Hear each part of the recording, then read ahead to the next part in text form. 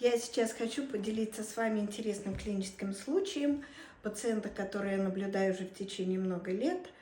У него сложная бронхиальная астма, которая сопровождается не только признаками астмы, но и тяжелым полипозным ринитом, неоднократно оперированный пациент.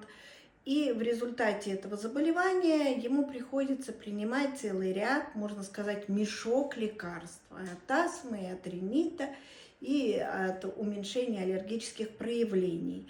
Данному пациенту мы назначили генно-инженерно модифицированную терапию дупилумаб, в результате которого получили очень интересный эффект.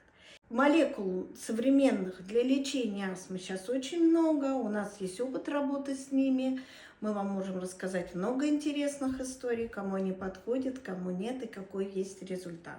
Я Мещерякова Наталья Николаевна, кандидат медицинских наук, доцент кафедры пульмонологии и являюсь врачом-пульмонологом клиники «Респираторный интегромед».